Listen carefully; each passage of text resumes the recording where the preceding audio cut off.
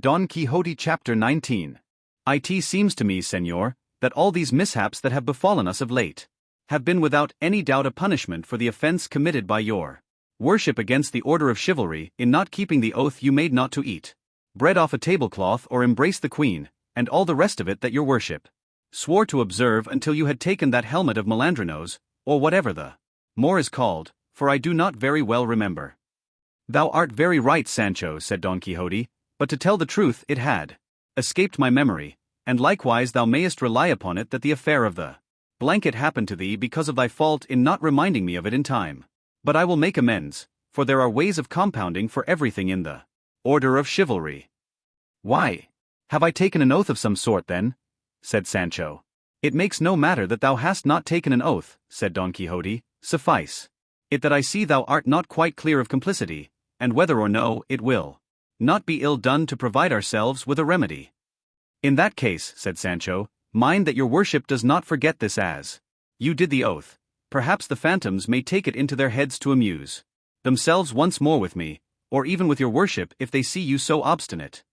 While engaged in this and other talk, night overtook them on the road before they had reached or discovered any place of shelter, and what made it still worse was that they were dying of hunger, for with the loss of the alforjas they had lost their entire larder and commissariat, and to complete the misfortune they met with an adventure which without any invention had really the appearance of one. It so happened that the night closed in somewhat darkly, but for all that they pushed on, Sancho feeling sure that as the road was the king's highway they might reasonably expect to find some inn within a league or two, going along. Then in this way, the night dark, the squire hungry, the master sharp set they saw coming towards them on the road they were travelling a great number of lights, which looked exactly like stars in motion. Sancho was taken aback at the sight of them, nor did Don Quixote altogether relish them. The one pulled up his ass by the halter, the other his hack by the bridle, and they stood still, watching anxiously to see what all this would turn out to be, and found that the lights were approaching them, and the nearer they came the greater they seemed, at which spectacle Sancho began to shake like a man dosed with mercury, and Don Quixote's hair stood on end. He, however, plucking up spirit a little, said, "This, no doubt, Sancho, will be a most mighty and perilous adventure in which it will be needful for me to put forth all my valor and resolution." "Unlucky me,"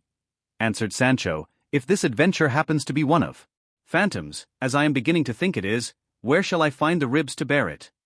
"Be they phantoms ever so much," said Don Quixote, "I will not permit them to touch a thread of thy garments, for if they played tricks with thee the time before, it was because I was unable to leap the walls of the yard, but now we are on a wide plain, where I shall be able to wield my sword as I please." "And if they enchant and cripple you as they did the last time," said Sancho, "what difference will it make being on the open plain or not?" "For all that," replied Don Quixote, "I entreat thee, Sancho, to keep a good heart, for experience will tell thee what mine is." "I will, please God," answered Sancho, and the two retiring to one side of the road set themselves to observe closely what all these moving lights might be, and very soon afterwards they made out some 20 encamisados, all on horseback, with lighted torches in their hands, the awe-inspiring aspect of whom completely extinguished the courage of Sancho, who began to chatter with his teeth like one in the cold fit of an ague, and his heart sank and his teeth chattered still more, when they perceived distinctly that behind them there came a litter covered over with black and followed by 6 more mounted figures in mourning down to the very feet of their mules, for they could perceive plainly they were not horses by the easy pace at which they went. And as the encamisados came along they muttered to themselves in a low plaintive tone, "This strange spectacle, at such an hour, and in such a solitary place, was quite enough to strike terror into Sancho's heart, and even into his master's, and save in Don Quixote's case, did so for all Sancho's resolution had now broken down. It was just the opposite with his master, whose imagination immediately conjured up all this to him vividly as one of the adventures of his books. He took it into his head that the litter was a bier on which was borne some sorely wounded or slain knight, to avenge whom was a task reserved for him alone, and without any further reasoning he laid his lance in rest, fixed himself firmly in his saddle, and with gallant spirit and bearing took up his position in the middle of the road where the encamisados must of necessity pass, and as soon as he saw them near at hand he raised his voice and said, "Halt, knights, or whosoever ye may be, and render me account of who ye are, whence ye come, where ye go, what it is ye carry upon that bier, for to judge by appearances, either ye have done some wrong or some wrong has been done to you, and it is fitting and necessary that I should know, either that I may chastise you for the evil ye have done, or else that I may avenge you for the injury that has been inflicted upon you. We are in haste, answered one of the encamisados, and the inn is far off, and we cannot stop to render you such an account as you demand, and spurring his mule he moved on. Don Quixote was mightily provoked by this answer, and seizing the mule by the bridle he said, Halt, and be more mannerly, and render an account of what I have asked of you, else take my defiance to combat all of you. The mule was shy, and was so frightened at her bridle being seized that rearing up she flung her rider to the ground over her haunches. An attendant who was on foot, seeing the encamisado fall, began to abuse Don Quixote, who now, moved to anger, without any more ado, laying his lance in rest charged one of the men in mourning and brought him badly wounded to the ground, and as he wheeled round upon the others the agility with which he attacked and routed them was a sight to see, for it seemed just as if wings had that instant grown upon Rocinante. So lightly and proudly did he bear himself. The encamisados were all timid folk and unarmed, so they speedily made their escape from the fray and set off at a run across the plain with their lighted torches, looking exactly like maskers running on some gala or festival night. The mourners, too, enveloped and swathed in their skirts and gowns, were unable to bestir themselves, and so with entire safety. To himself Don Quixote belabored them all and drove them off against their will. For they all thought it was no man but a devil from hell come to carry away the dead body they had in the litter. Sancho beheld all this in astonishment at the intrepidity of his lord, and said to himself, Clearly this master of mine is as bold and valiant as he says he is. A burning torch lay on the ground near the first man whom the mule had thrown, by the light of which Don Quixote perceived him, and coming up to him, he presented the point of the lance to his face, calling on him to yield himself prisoner, or else he would kill him, to which the prostrate man replied, I am prisoner. Enough as it is, I cannot stir, for one of my legs is broken. I entreat you, if you be a Christian gentleman, not to kill me, which will be committing grave sacrilege. For I am a licentiate and I hold first orders. Then what the devil brought you here, being a churchman? Said Don Quixote. What, señor? Said the other. My bad luck. Then still worse awaits you, said Don Quixote, if you do not satisfy me as to all I asked you at first. You shall be soon satisfied, said the licentiate. You must know then that, though just now I said I was a licentiate, I am only a bachelor, and my name is Alonso Lopez. I am a native of Alcobendas. I come from the city of Baeza with 11 others, priests, the same who fled with the torches, and we are going to the city of Segovia, accompanying a dead body which is in that litter, and is that of a gentleman who died in Baeza, where he was interred, and now, as I said, we are taking his bones to their burial place, which is in Segovia, where he was born. And who killed him?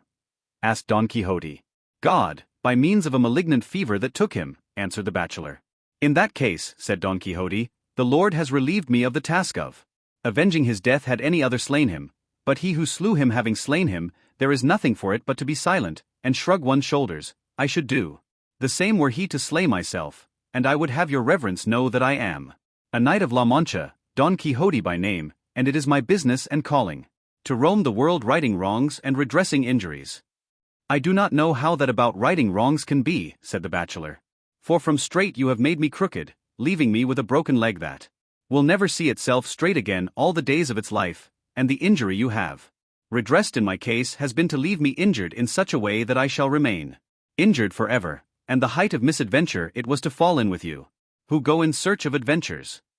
Things do not all happen in the same way, answered Don Quixote. It all came, Sir Bachelor Alonso Lopez, of your going as you did by night dressed in those surplices with lighted torches, praying, covered with mourning, so that naturally you looked like something evil and of the other world, and so I could not avoid doing my duty in attacking you, and I should have attacked you even had I known positively that you were the very devils of hell, for such I certainly believed and took you to be.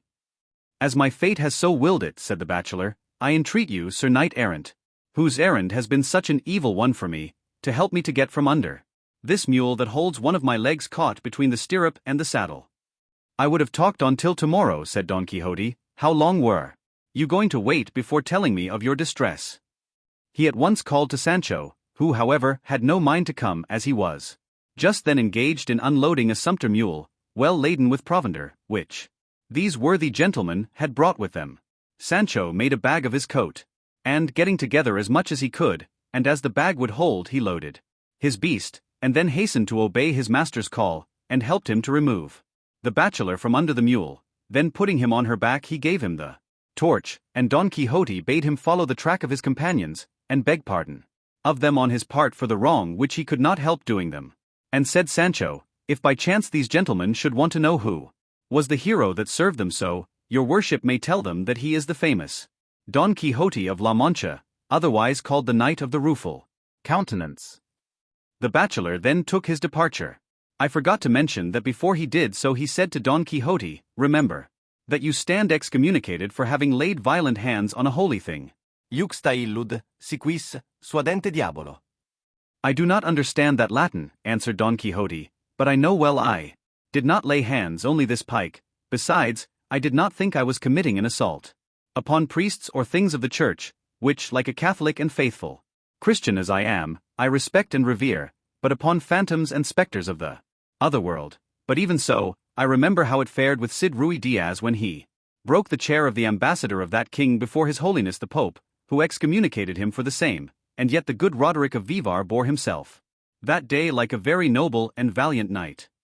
On hearing this the bachelor took his departure, as has been said, without making any reply, and Don Quixote asked Sancho what had induced him to call him the Knight of the Rueful Countenance, more then than at any other time. I will tell you, answered Sancho, it was because I have been looking at you for some time by the light of the torch held by that unfortunate, and verily, your worship has got of late the most ill-favoured countenance I ever saw. It must be either owing to the fatigue of this combat, or else to the want of teeth and grinders. It is not that, replied Don Quixote, but because the sage whose duty it will be to write the history of my achievements must have thought it proper that I should take some distinctive name as all knights of your did, one being he of the burning sword, another he of the unicorn, this one he of the damsels, that he of the phoenix, another the knight of the griffin, and another he of the death, and by these names and designations they were known all the world round, and so I say that the sage aforesaid must have put it into your mouth and mine just now to call me the Knight of the Rueful Countenance, as I intend to call myself from this day forward, and that the said name may fit me better, I mean when the opportunity offers, to have a very rueful countenance painted on my shield. There is no occasion, señor, for wasting time or money on making that countenance,